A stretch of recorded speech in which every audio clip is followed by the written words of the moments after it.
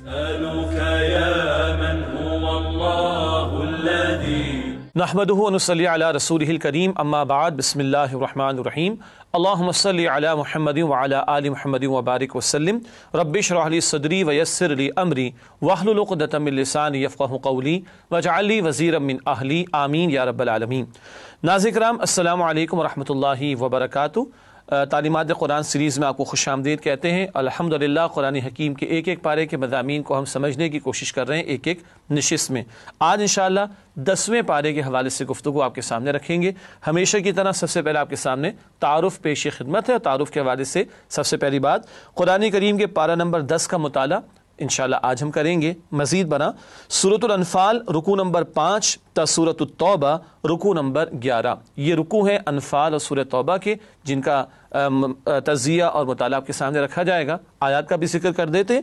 سورۃ الانفال آیت نمبر 41 تا سورۃ التوبہ آیت نمبر 93، یہ وہ آیات ہیں ان دو صورتوں کی جو 10ویں پارے میں شامل ہیں۔ ناظرین کرام تعارف کے بعد مقاصد مطالعہ کی طرف چلتے ہیں۔ کیا مقاصد ہوتے ہیں؟ ہر مرتبہ سیم ہی ہوا کرتے لیکن دہرا لیتے ہیں۔ سب سے پہلی بات پارہ نمبر 10 کی آیات کے مضامین کا جائزہ، تاکہ پورے پارے کے جو مضامین ان کا ایک اوور ویو ہمارے سامنے آ جائے۔ منتخب آیات کا مطالعہ آج بھی آپ کے سامنے چند آیات کے حوالے سے رکھا جائے گا انشاءاللہ، اور زیر مطالعہ آیات میں بیان شدہ اہم اوامر و نواہی کا تذکرہ، ڈوز اینڈ ڈونٹس کا بیان بھی 10ویں پارے کے حوالے سے آپ کے سامنے رکھیں گے۔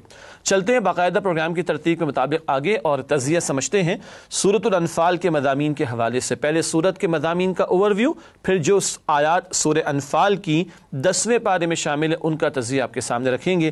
بنیادی طور پر 3 باتیں ہیں جو پچھلے پروگرام میں بھی آپ کے سامنے سورہ انفال کے تعلق سے رکھی گئی تھی۔ پہلی بات غزوہ بدر پر تبصرہ، تفصیلی ہدایات اللہ تعالیٰ نے بلکہ تفصیلی تبصرہ اس صورت میں بدر کے تعلق سے عطا فرمایا۔ مزید برآں قتال اور مال غنیمت کے بارے میں ہدایات یہ بھی عطا ہوئیں، کیونکہ پہلا باقاعدہ مارکہ ہوا بدر کا اہل ایمان و کفار کے درمیان، تو قتال کے تعلق سے اور مال غنیمت کا معاملہ بھی پہلی مرتبہ ہوا، ہدایات عطا ہوئیں۔ اور اہل ایمان کی صفات سورہ انفال کے شروع میں بھی ہم نے سمجھی، اور سورہ انفال کے آخر میں بھی اس کا تذکرہ آپ کے سامنے رکھیں گے انشاءاللہ۔ یہ تو پوری سورت کے مضامین کا جائزہ تھا۔ اب آئیے سورہ انفال کی وہ آیات جو 10ویں پارے میں شامل ہیں ان کا تجزیہ آپ کے سامنے رکھتے ہیں، اور ایک ایک دو آیات کا تجزیہ کر کے ان موضوعات یا مضامین کو سمجھتے ہیں جو پورے پارے میں بیان کیے گئے ہیں۔ سورہ انفال آیت نمبر 41 سے بیان شروع کرتے ہیں۔ مال غنیمت کی تقسیم کا حکم، اور یہاں بتا دیا گیا کہ ایک حصہ 1/5 20% وہ بیت المال کی طرف جائے گا، اور وہ رسول اللہ علیہ السلام کے رشتہ داروں کو بھی عطا ہوگا، اور عام مسلمانوں میں سے جو حاجت مند ان کی حاجات کو پورا کرنے کے لیے استعمال ہوگا، اور 4/5 یا 80% کہہ لیجئے وہ مجاہدین میں تقسیم کیا جائے گا۔ پھر سورہ انفال کی آیات 42 سے 44، بدر کا معرکہ اللہ کی طرف سے طے تھا۔ بتایا گیا اگر تم خود طے کرنے بیٹھتے تو کبھی یہ معاملہ طے نہ ہوتا، اللہ ہی نے چاہا کہ اب یہ ٹکراؤ ہو کر رہے، اور حق کا حق ہونا اور باطل کا باطل ہونا ثابت ہو جائے۔ پھر آیات 45 سے 47، دوران جنگ مسلمانوں کے لیے ہدایات، صبر کی تلقین اور ڈٹے رہنے کی تلقین، فرار اختیار نہ کیا جائے اس بات کی تلقین، اور کثرت سے اللہ کا ذکر کیا جائے اس بات کی ہدایات عطا کی گئی ہیں اس موقع پر۔ پھر آیت نمبر 48، شیطان کی دھوکہ دہی۔ شیطان بھی انسانی شکل میں مشرکین کے لشکر میں شامل تھا، مگر جب اس نے فرشتوں کا نزول دیکھا تو وہاں سے جھوٹ بول کر بھاگنے لگا، کہنے لگا میں تو اللہ کا خوف کرتا ہوں۔ پھر آیت نمبر 49، منافقانہ طرز عمل، اور منافقانہ طرز عمل سے ایک مراد یہ ہے کہ دعویٰ کچھ ہے اور دل میں کچھ ہو، یا دعویٰ کچھ کیا جا رہا ہو اور عمل اس کے برعکس کیا جا رہا ہو، یا یہ ہے کہ اللہ کی راہ سے فرار اختیار کرنے کی کوشش کی جا رہی ہو، یہ بھی منافقانہ ایک طرز عمل ہے۔ اور مشرکین کی طرف یہ معاملہ ہوا کہ ان میں سے کئی لوگ اپنے سرداروں کے خوف کی وجہ سے لڑنے کے لیے آئے تھے، نہ کہ یہ کہ ان کے دل میں کوئی جذبہ تھا جانیں پیش کرنے کا۔ اس کے بعد سورۃ الانفال کی آیات 50 تا 52، اذیت ناک موت کا بیان ہے۔ ایسی موت کہ جو اللہ کی نافرمانی میں آ رہی ہو، ایسی موت وہ کہ جو حق کی مخالفت میں آ رہی ہو، ایسی موت سے بری موت کیا موت ہوگی؟ اللہ تعالیٰ برے انجام سے ہماری حفاظت فرمائے۔ پھر آیات 53 تا 54، ناشکری سے نعمت چھن جاتی ہے۔ وہ لوگ کہ جو اپنے آپ کو ہدایت پر ثابت قدم نہ رکھیں اور جانتے بوجھتے دنیا کی محبت میں ڈوبنے کی کوشش کریں، ان کو ہدایت سے دور کر دیا جاتا ہے۔ اس کے بعد آیات 55 تا 57، یہود کی عہد شکنی کا بیان۔ اول جب نبی اکرم علیہ السلام مدینہ شریف تشریف لائے اور معاہدے ہوئے یہود سے تو معاہدے تو کر لیے، مگر بار بار ان یہود کے قبائل نے خلاف ورزی کی، تو قرآن نے یہ بھی کہا کہ پھر ان کو سزا دی جائے تاکہ آئندہ کوئی عہد کی خلاف ورزی کی کوشش کر کے مسلمانوں کو نقصان نہ پہنچائے۔ پھر آیت نمبر 58، عہد یافتہ فریق کے خلاف کارروائی نہ کی جائے۔ بڑی اہم ہدایت عطا کی گئی اہل ایمان کو، مسلمانوں کو کہا گیا مشرکین سے اگر تمہارا کوئی معاہدہ ہے تو اس معاہدے کو ختم کر دو، اور اس کے بعد اگر ان کے خلاف کوئی کارروائی کرنی ہے تو کارروائی کر سکتے ہو۔ یہ نہیں ہو سکتا کہ اوپر معاہدہ ہو اور اندر خانے در اندازی کی جائے، کسی کے خلاف خفیہ کارروائی کی جائے۔ اس کے بعد آیات 59 تا 60، جنگ کے لیے بھرپور تیاری کرنے کا حکم، مسلمانوں کو حکم دیا گیا جو استطاعت اللہ نے تمہیں عطا فرمائی قوت میں سے اور پلے ہوئے گھوڑوں میں سے ان کو تیار رکھو اور اپنے اور اللہ کے دشمنوں کو مرعوب کرنے کی کوشش کرو۔ یہ ہدایات اس مقام پر عطا کی گئی، بعد میں بھی بات کریں گے انشاءاللہ۔ اس کے بعد آیات 61 تا 62، دشمنوں کی طرف سے صلح کی پیشکش قبول کر لی جائے۔ اگر دشمن مائل ہو جائے صلح کی طرف تو اسلام جنگ برائے جنگ کی بات نہیں کرتا، کہا گیا کہ تم بھی صلح کر لو۔ اس کے بعد آیات 63 تا 64، ساتھیوں کے درمیان الفت اللہ کے فضل ہی سے ممکن ہے۔ یہاں تو نبی مکرم صلی اللہ علیہ وسلم کو فرمایا گیا اے نبی، اللہ کے فضل سے ہی ممکن ہوا کہ یہ صحابہ ان میں الفت اور یہ آپ کے ساتھ جڑے ہوئے ہیں رضی اللہ تعالی عنہم اجمعین۔ تو ایمان والوں کے درمیان الفت کا پیدا ہونا یہ اللہ ہی کی طرف سے ہے اور اسی کے فضل سے ممکن ہے، گویا اسی کے فضل کی تلاش اور اس کو مانگنے کی کوشش کرنی چاہیے۔ پھر آیات 65 تا 66، قوت ایمان قلیل مؤمنوں کو کثیر کافروں پر غالب کر دیتی ہے۔ یہاں اللہ تعالیٰ نے تعداد کا بھی ذکر کیا اور کم از کم یہ بتایا کہ اگر ایک کے مقابلے میں 2 کفار بھی ہوں تو ایمان والوں کو ڈٹے رہنا ہے، اور یاد رہے کہ تمہارا بھروسہ تمہاری قوت بازو یا تعداد یا تیاری پر نہ ہو بلکہ تمہاری نگاہ اللہ کی طرف ہو۔ تو چاہے تم تعداد میں کم ہو مگر تمہارا ایمان پکا ہے، تمہارا توکل اللہ پر ہے، تو کامیابی تمہاری ہوگی اور اللہ کی نصرت کی وجہ سے ہوگی۔ اس کے بعد آیات 67 تا 69، کافروں کو قیدی بنانے پر اظہار ناراضگی۔ بدر کا موقع تھا، قیدی بنا لیا گیا، اس پر تفصیلی ہدایات عطا کی گئیں۔ اصولی بات یہ تھی کہ اچھی طرح جنگ کا خاتمہ ہی نہ ہوتا بلکہ ان کی قوت کا خاتمہ ہو جاتا، تب قیدی بنانے کی اجازت ہوتی۔ یہ سورہ محمد صلی اللہ علیہ وسلم میں ذکر آتا ہے 26 سپارے میں، البتہ اللہ تعالیٰ نے معافی کا اعلان بھی فرمایا۔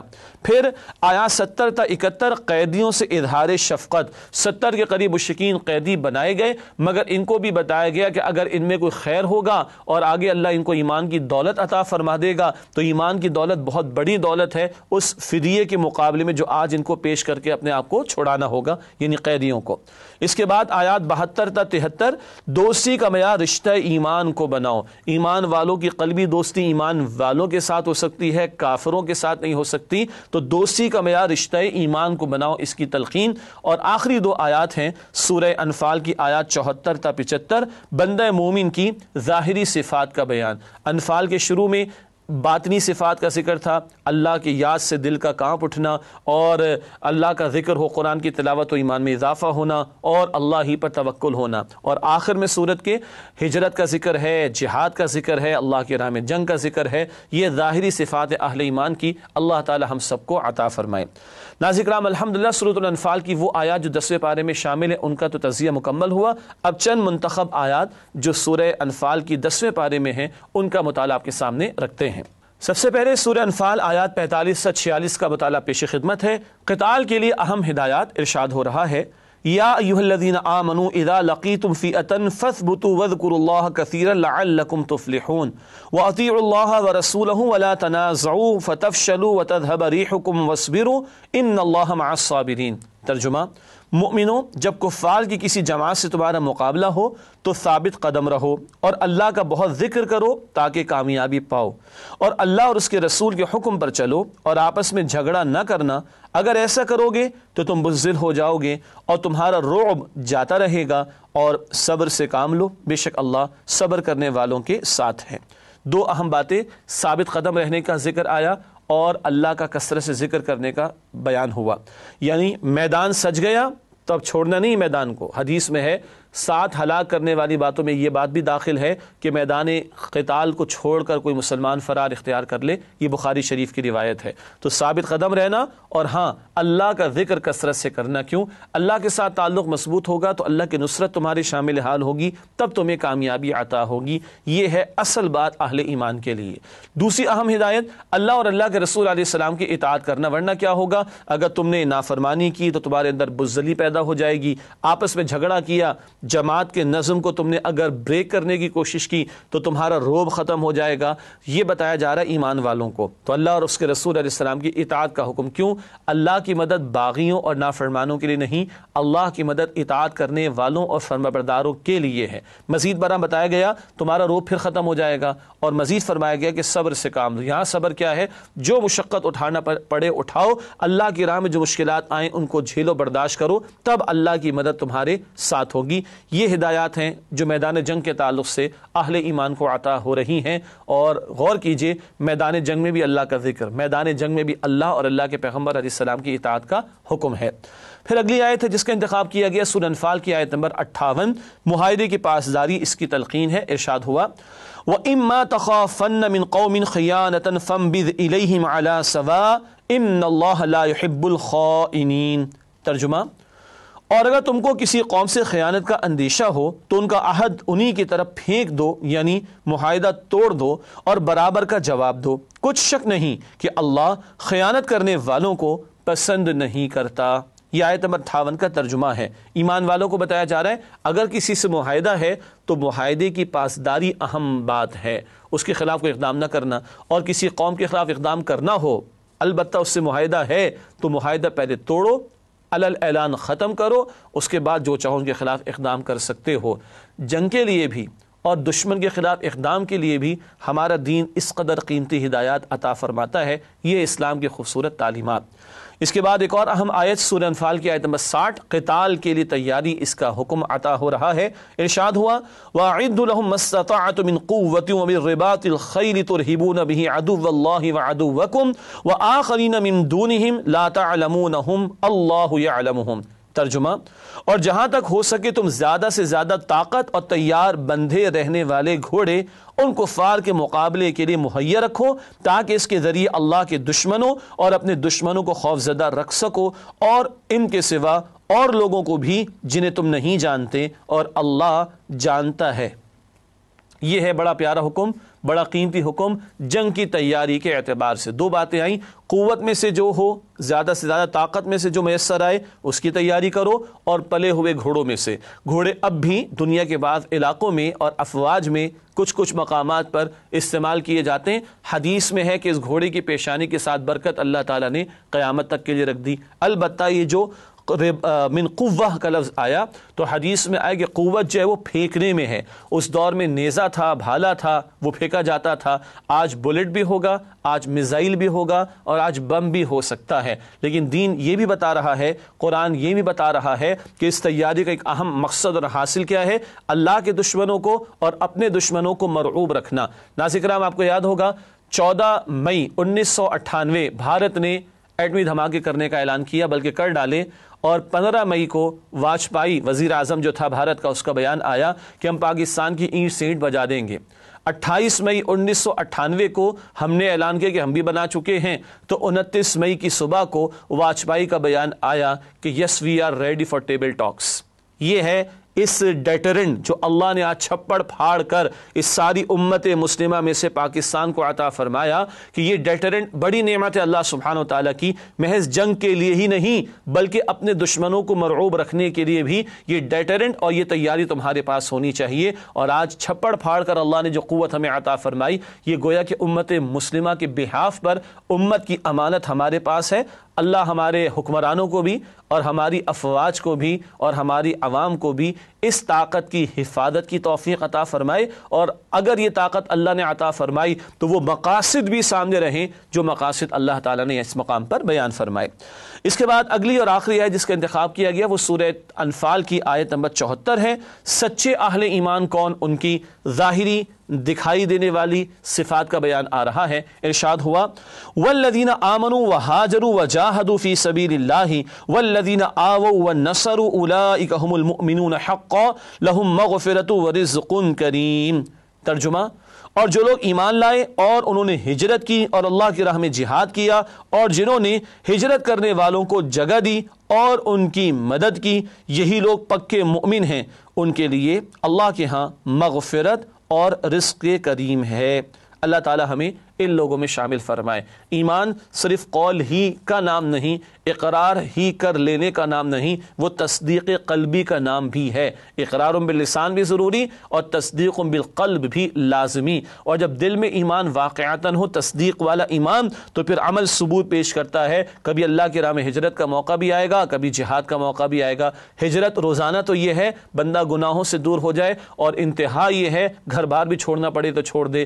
جہاد روزانہ ہے نفس کے خلاف، شیطان کے خلاف، بگڑے ہوئے معاشرے کے خلاف، اور یہ جہاد کبھی جنگ کی صورت بھی اختیار کر سکتا ہے۔ یہ وہ اعمال ہیں جو بندہ مومن کی صفات کے طور پر اس مقام پر بیان ہوئے۔ اللہ ہمیں ان تقاضوں پر عمل کرنے کی توفیق عطا فرمائے۔ ناظرین کرام، الحمدللہ سورہ انفال کی جو منتخب آیات آپ کے سامنے پیش کرنا مقصود تھی، ان کا مطالعہ آپ کے سامنے رکھا گیا۔ اب ہمیشہ کی طرح اس سورت کے بھی اوامر و نواہی آپ کے سامنے رکھتے ہیں۔ پہلے سورۃ الانفال کی وہ آیات جو 10ویں پارے میں شامل ہیں، ان میں آنے والے اوامر یعنی ڈوز کا ذکر کرتے ہیں، جن کاموں کے کرنے کی تلقین دین نے ہمیں کی ہے۔ سب سے پہلی بات، مال غنیمت کی تقسیم، آیت نمبر 41، اس میں اس کا حکم آیا ہے۔ میدان جنگ میں ثابت قدمی اختیار کرنا، آیت نمبر 45۔ کثرت ذکر الہی، آیت نمبر 45، جنگ کے حوالے سے ہدایات ہم نے سمجھی تھیں۔ اللہ اور رسول صلی اللہ علیہ وسلم کی اطاعت، آیت نمبر 46۔ صبر، آیت نمبر 46 میں ذکر۔ اللہ پر توکل، آیت نمبر 49 میں اس کا ذکر۔ عہد کو ختم کرنا ہو تو علی الاعلان کیا جائے، آیت نمبر 58، اس کا ہم نے مطالعہ بھی کیا تھا۔ جنگی تیاری کرنا، آیت نمبر 60، اس کا بھی ہم نے مطالعہ کیا۔ انفاق فی سبیل اللہ یعنی اللہ کی راہ میں خرچ کرنا، آیت نمبر 60 میں ہی اس کا حکم ہے۔ صلح پر آمادہ لوگوں سے صلح کرنا، آیت نمبر 61، اس کا اشارہ بھی پہلے کیا گیا تھا۔ قتال کے لیے آمادہ رہنا، آیت نمبر 61، جب پکار لگ جائے تو پھر تنگی نہ ہو دل میں، آدمی پیش کر دے اپنے آپ کو اللہ کی راہ میں۔ حلال طیب شے کا استعمال، آیت نمبر 69۔ تقوی اختیار کرنا، آیت نمبر 69۔ ایمان و ہجرت کا ذکر اور تلقین، آیت نمبر 72۔ مال و جان سے راہ الہی میں جہاد، آیت نمبر 72۔ اہل ایمان ساتھیوں کی نصرت یعنی مدد کرنا، آیت نمبر 72۔ دوستی ایمان کی بنیاد پر کرو، آیت نمبر 72۔ رحمی رشتوں کی پاسداری، آیت نمبر 75۔ رحمی رشتوں کے حقوق ادا کرنے کی تلقین کی گئی۔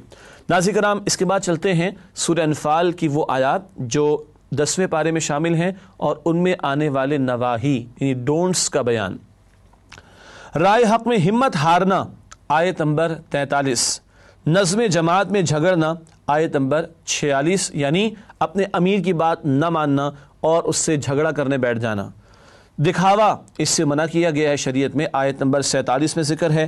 اللہ کے راستے سے روکنا، آیت نمبر 47۔ شیطانی فریب میں آ کر برائی کو اچھا سمجھنا، آیت نمبر 48۔ بڑے شوگر کوٹڈ انداز میں برائی کو بڑا خوشنما بنا کر شیطان پیش کرتا ہے، اس سے بچنے کی تلقین ہے۔ آیات الہی کا انکار، آیت نمبر 52۔ ہدایت کی نعمت سے دور ہونا، آیت نمبر 53۔ عہد کو توڑنا، آیت نمبر 56۔ خیانت، آیت نمبر 62 میں ذکر ہے، اس سے بھی روکا گیا ہے دین میں۔ دنیا کا طالب ہونا، آیت نمبر 67 میں اس کا ذکر آیا۔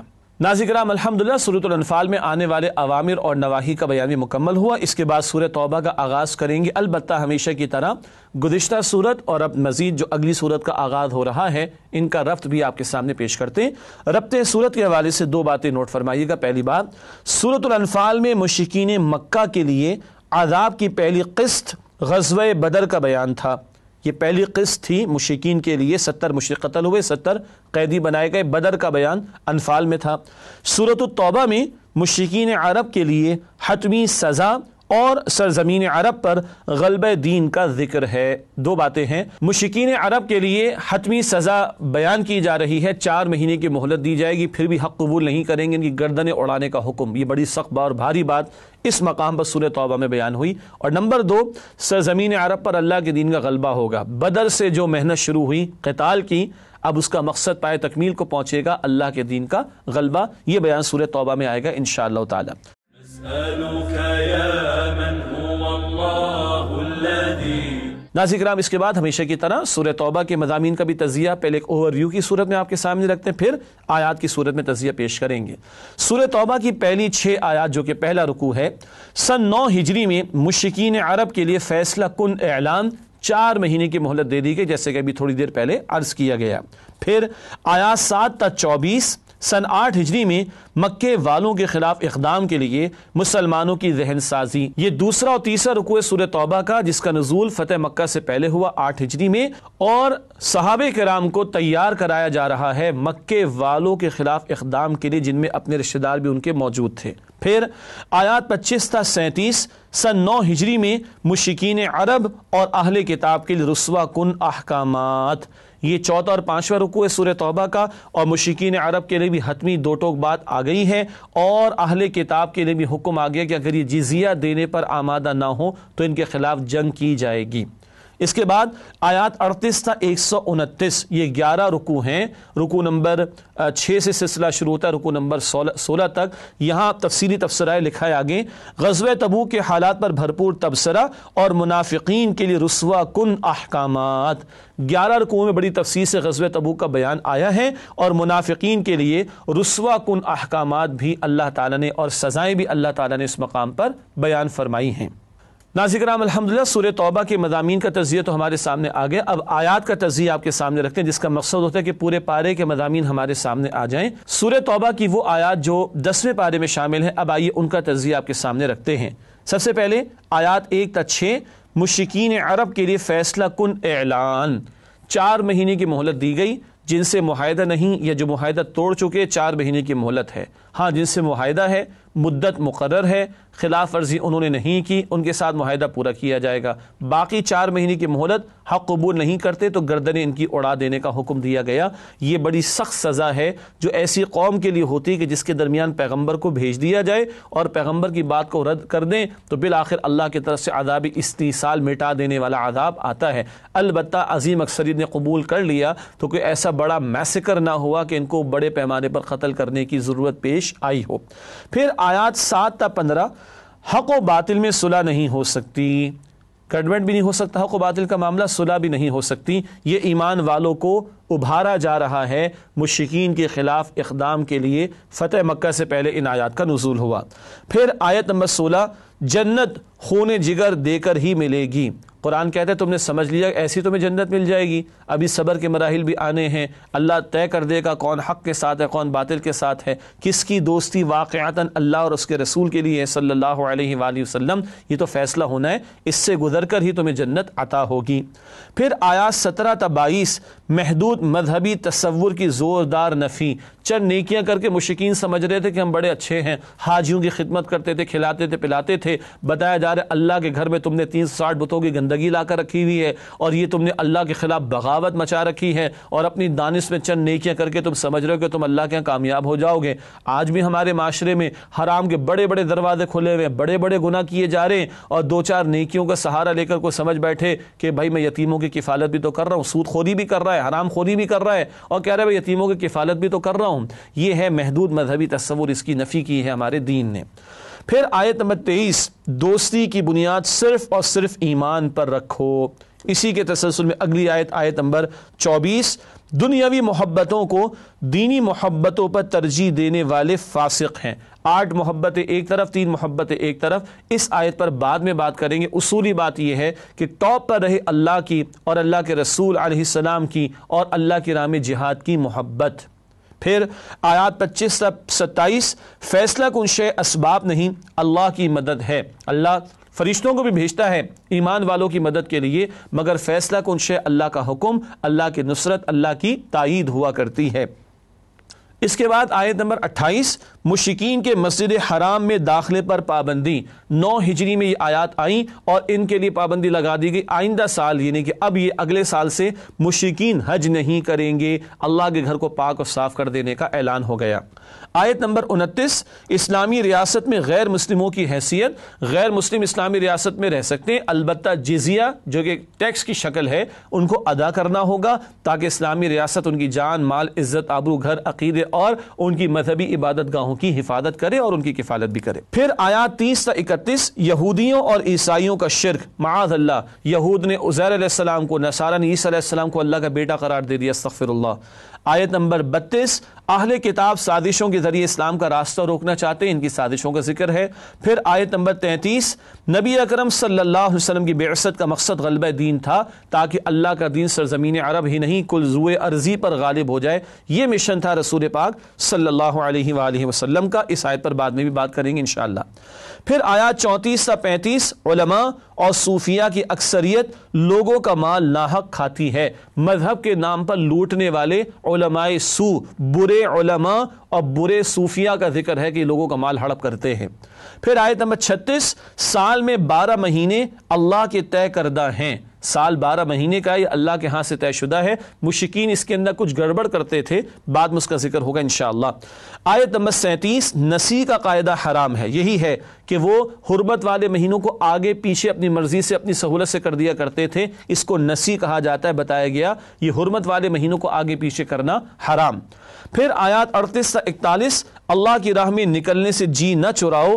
اب غزوہ تبوک کے تعلق سے یہ 6 رکوع سے آیات شروع ہو رہی ہیں سورہ توبہ کی، اور بتایا جا رہا ہے کہ اللہ کی راہ میں نکلنا تو پڑے گا. اور غزوہ تبوک سن 9 ہجری میں وہ موقع ہے جب نفیر عام کا معاملہ ہوا، ہر ایک کا نکلنا لازم قرار دیا گیا. بتایا جا رہا ہے کہ جی نہ چراؤ. آیت نمبر 42 منافقانہ طرز عمل، جان چھڑاتے ہیں، جھوٹے بہانے بناتے ہیں، قتال میں جانے سے فرار اختیار کرتے ہیں. آیات 43 تا 48 اللہ کی راہ میں مال و جان لگانے والے ہی مؤمن ہیں. جو جان بھی لگا رہے ہیں، مال بھی لگا رہے ہیں، یہی صاحب ایمان ہیں. گویا جو جی چورا رہے ہیں ان کا ایمان مشکوک ہے، بلکہ ہے ہی نہیں. پھر آیات 49 تا 50 قتال سے فرار کے لیے تقوی کے پردے میں لپٹا ہوا بہانہ.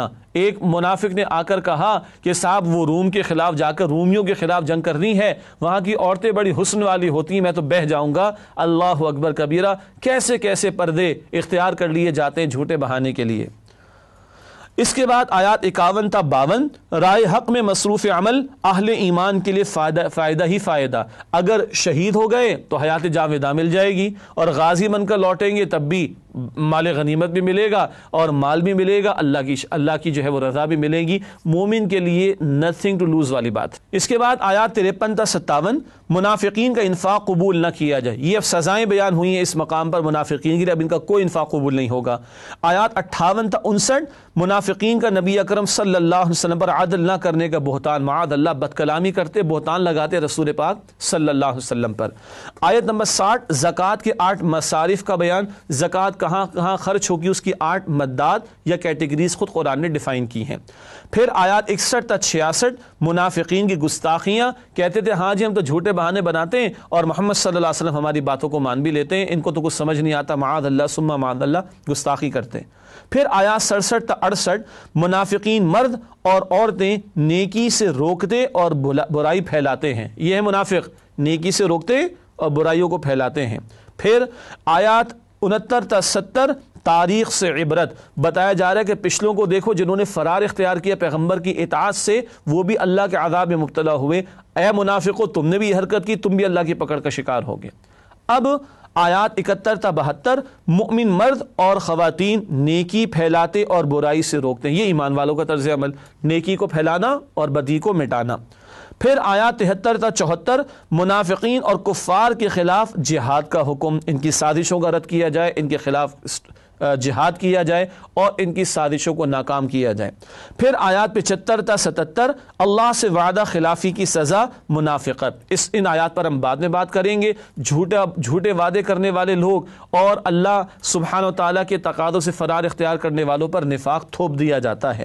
پھر آیات 78 تا 80 منافقین کے لیے آپ صلی اللہ علیہ وسلم کی دعائے استغفار قبول نہ ہوگی. یہاں تک فرمایا کہ 70 مرتبہ بھی اے نبی علیہ السلام آپ ان کے لیے بخشش مانگیں گے گے اللہ ہرگز ان کی بخشش نہیں فرمائے گا۔ یہ اور سزائیں ہیں جو منافقین کے لیے بیان ہو رہی ہیں۔ پھر آیات 81 تا 82، جہنم کی آگ دنیا کی گرمی سے بہت زیادہ شدید ہے۔ منافق کہنے لگے سینکڑوں میل کا سفر ہے، گرمی بہت ہے۔ قرآن کہتا ہے جہنم کی گرمی زیادہ شدید ہے، کاش کہ ان کو سمجھ آتی۔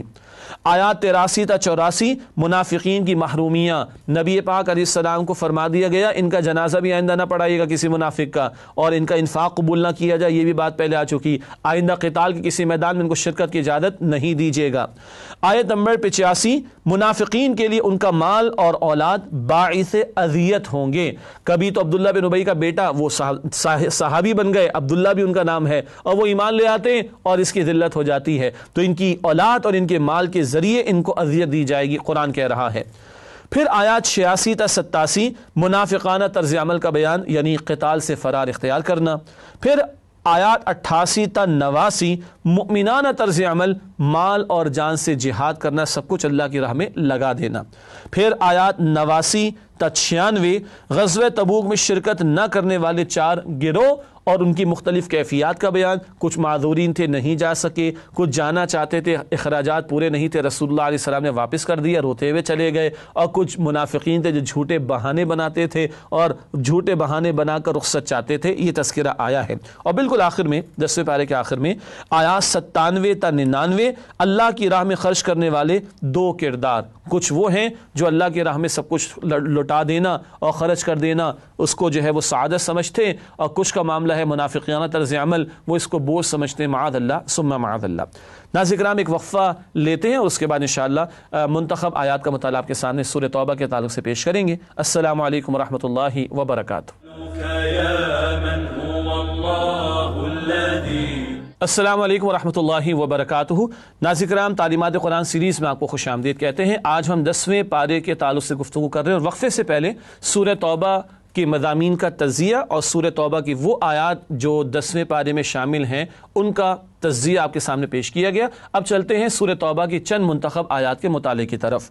سب سے پہلے سورہ توبہ کی آیت نمبر 5، حکم قتال اور متوازن تعلیم۔ بڑا پیارا مقام ہے، ایک طرف قتال کی بات اور ایک طرف راستہ چھوڑ دینا اور درگزر کرنے کی بات بھی کی جا رہی ہے۔ ارشاد ہوا فَإِذَا انْسَلَخَ الْأَشْهُرُ الْحُرُمُ فَاقْتُلُوا الْمُشْرِكِينَ حَيْثُ وَجَدتُّمُوهُمْ وَخُذُوهُمْ وَاحْصُرُوهُمْ وَاقْعُدُوا لَهُمْ كُلَّ مَرْصَدٍ فَإِنْ تَابُوا وَأَقَامُوا الصَّلَاةَ وَآتَوُا الزَّكَاةَ فَخَلُّوا سَبِيلَهُمْ إِنَّ اللَّهَ غَفُورٌ رَحِيمٌ۔ ترجمہ، جب حرمت کے مہینے گزر جائیں تو مشرکوں کو جہاں پاؤ قتل کر دو اور انہیں پکڑو اور گھیر لو، اور ہر گھات کی جگہ ان کی تاک میں بیٹھے رہو۔ پھر اگر وہ توبہ کر لیں اور نماز پڑھنے اور زکوٰۃ دینے لگیں تو ان کی راہ چھوڑ دو، بے شک اللہ بخشنے والا مہربان ہے۔ یہ آیت نمبر 5 کا ترجمہ ہے۔ اور 4 مہینے وہ حرمت والے مہینے اس لیے قرار پاتے کہ 4 مہینے کی ان کو گنجائش دی گئی، مہلت دی گئی، اس کے بعد ان کی گردنیں اڑانے کا حکم دیا گیا۔ بہت بھاری بات ہے نا، گردنیں اڑا دینا۔ یہ وہ لوگ ہیں 21 سال تک جن کو معافی تلافی دی گئی، 21 سال تک ان کو پیغام پہنچایا گیا، لیکن پھر بھی اڑے ہوئے ہیں، تو اب ان کے تعلق سے یہ بھاری حکم آیا۔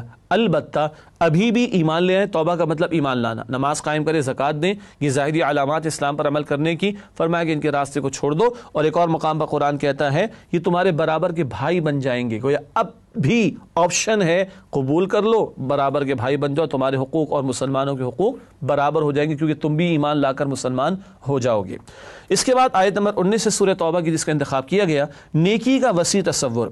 ارشاد ہوا اجعلتم سقایۃ الحاج وعمارۃ المسجد الحرام کمن آمن باللہ والیوم الآخر وجاہد فی سبیل اللہ لا یستوون عند اللہ واللہ لا یہدی القوم الظالمین۔ ترجمہ، کیا تم نے حاجیوں کو پانی پلانا اور مسجد حرام یعنی خانہ کعبہ کو آباد کرنا اس شخص کے اعمال جیسا خیال کیا ہے جو اللہ اور روز آخرت پر ایمان رکھتا ہے اور اللہ کی راہ میں جہاد کرتا ہے؟ یہ لوگ اللہ کے نزدیک برابر نہیں ہیں اور اللہ ظالم لوگوں کو ہدایت نہیں دیا کرتا۔ ناظرین کرام، یہ آیت نمبر 19 سے سورہ توبہ کی۔ مشرکین حاجیوں کو کھلاتے پلاتے تھے، لیکن خانہ کعبہ کے ساتھ 360 بت انہوں نے رکھے ہوئے تھے اور اللہ کے ساتھ شرک کر رہے تھے اور اللہ کے خلاف بغاوت کیے بیٹھے تھے اور اللہ کے راستے سے لوگوں کو روکتے تھے، تو ان کو بتایا جا رہا ہے کہ تم یہ چند نیکی کر کے سمجھتے ہو کہ تم نے دین کے تقاضے پورے کر لیے، تم نے اللہ کی اطاعت کا حق ادا کر دیا؟ قطعا نہیں۔ وہ جو ایمان لایا بیٹھا ہے، اللہ کی راہ میں جہاد کرتا ہے، خود بھی اللہ کی بندگی کرتا ہے، اللہ کی بندگی کی دعوت دیتا ہے، اللہ کی بندگی کے نظام کے نفاذ کے لیے محنت کر رہا ہے، وہ اور تمہاری چند نیکیاں یہ برابر نہیں ہو سکتی۔ محدود تصور نیکی اس کی نفی اس مقام پر کی گئی ہے۔ اس کے بعد ایک ہلا دینے والا مقام قرآن حکیم کا سورہ توبہ کی آیت نمبر 24، 8 محبت ایک طرف اور 3 محبت ایک طرف۔ ارشاد ہوا محبتوں میں ترجیحات کے حوالے سے، قل ان کان آباؤکم وابناؤکم واخوانکم وازواجکم وعشیرتکم واموال اقترفتموها وتجارۃ تخشون کسادها ومساکن ترضونها احب الیکم من اللہ ورسولہ وجہاد فی سبیلہ فتربصوا حتی یأتی اللہ بامرہ واللہ لا یہدی القوم الفاسقین۔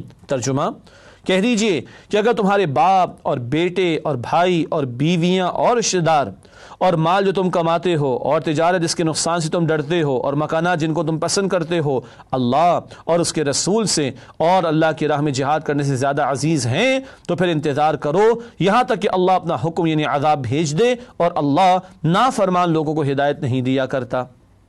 5 رشتوں کی محبتیں ہیں اور 3 مال، کاروبار اور مکانات، یہ 8 محبت ایک طرف، اس کو ایک پلڑے میں رکھ لیجئے، اور اللہ اور رسول اور اللہ کے راہ میں جہاد کی محبت دوسرے پلڑے میں۔ کون سا بھاری ہے آپ کو مجھے بھی چیک کرنا ہے۔ اگر یہ دنیاوی رشتے اور مال و اسباب کی محبت والا پلڑا بھاری ہے تو جاؤ انتظار کرو، موت آ جائے یا عذاب کا فیصلہ آ جائے، پھر ایسے فاسقوں کو اللہ ہدایت نہیں دیتا۔ اللہ اکبر۔ ہم بھی اس ترازو کو اپنے باطن میں قائم کر کے دیکھیں کون سا پلڑا بھاری، اور یاد رہے اللہ کی محبت کسی کے ماتھے پہ نہیں لکھی ہوگی، رسول اللہ علیہ السلام کی محبت کا سرٹیفکیٹ کوئی گلے میں نہیں لٹکا ہوگا۔ یہ جہاد کا عمل، اللہ کا بندہ بننے کے لیے محنت یعنی جہاد، اللہ کے دین کی دعوت پیش کرنے کے لیے محنت یعنی جہاد، اللہ کے دین کی سربلندی کے لیے محنت یعنی جہاد، یہ مستقل عمل بتائے گا کہ یہ اللہ اور رسول علیہ السلام سے محبت کرنے والا اور ان کی ماننے والا ہے۔ اس کے بعد اگلی آیت ہے سورہ توبہ کی آیت نمبر 33، نبی اکرم صلی اللہ علیہ وسلم کا انقلابی مشن غلبہ دین۔ ارشاد ہوا هو الذی ارسل رسولہ بالہدی ودین الحق لیظہرہ علی الدین کلہ ولو کرہ المشرکون۔ ترجمہ، وہی ہے اللہ جس نے بھیجا اپنے رسول صلی اللہ علیہ وسلم کو ہدایت اور دین حق دے کر تاکہ وہ اس دین کو کل نظام زندگی پر غالب کر دے، خواہ مشرکوں کو کتنا ہی ناگوار گزرے۔ ہدایت سے مراد قرآن حکیم ہے اور دین حق سے مراد دین اسلام ہے۔ اللہ رب العالمین نے دین نبی مکرم علیہ السلام کو عطا فرمایا، کیوں؟ تاکہ آپ اس کو کل نظام زندگی سسٹم آف لائف پر غالب فرما دیں۔ اسی سے دین کا وسیع تصور بھی واضح ہوتا ہے اور رسول پاک علیہ السلام کا انقلابی مشن بھی ہمارے سامنے کلیئر ہو کر آتا ہے۔ پروگرام کے آخر میں ہمیشہ کی طرح فرمان نبوی صلی اللہ علیہ وسلم پیش خدمت ہے۔ جس نے علم کو غیر اللہ کے لیے سیکھا یا وہ اس علم کے ذریعے اللہ کی رضا کے بجائے کچھ اور حاصل کرنا چاہتا ہے تو ایسا شخص اپنا ٹھکانہ جہنم میں بنا لے۔ جامع ترمذی کی روایت ہے، اللہ ہمیں جہنم سے بچائے اور علم نافع عطا فرمائے اور اخلاص عطا فرمائے۔ ناظرین کرام، اسی کے ساتھ اجازت چاہیں گے اور اگلے پروگرام انشاءاللہ آپ سے ملاقات کرتے ہیں۔ وآخر دعوانا ان الحمدللہ رب العالمین، والسلام علیکم ورحمۃ اللہ وبرکاتہ۔